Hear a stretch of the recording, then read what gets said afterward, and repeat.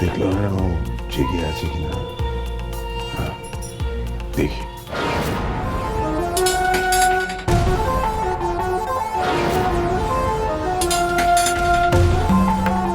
ঝুমুর,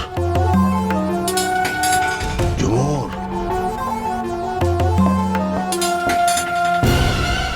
ঝুমুর, জেগে আছো? ঘুমিয়ে পড়েছো হয়তো।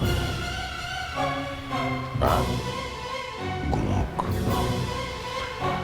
আমার হাতে এখন হোটেল সময়।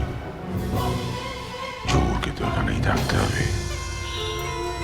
যখন খুশি তখন দেখা হয়ে যাবে। তাড়াহুড়ো কিসের? ও আজকে আবার আমার শ্রেয়স আর অবিতাজের কাল রাত্রে।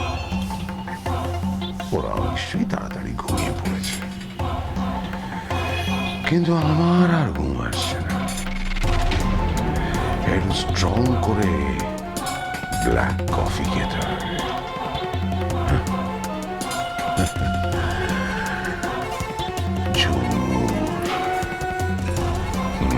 ঠিক আছে। একদিকে ভালোই করেছিলাম, ঘর থেকে বেরোনোর সময় ঘরের দরজাটা ভেতর দিয়ে বন্ধ করে জানলা দিয়ে বেরিয়েছিলাম। হ্যাঁ, অন্তত আজকে রাত্রে কেউ সন্দেহ করবে না যে আমি ওই ঘরে নেই। কিন্তু কালকে সকালে সবাই ঘুম থেকে ওঠার আগে যদি আমি ঘরে পৌঁছতে না পারি তাহলেই তো বিপদ।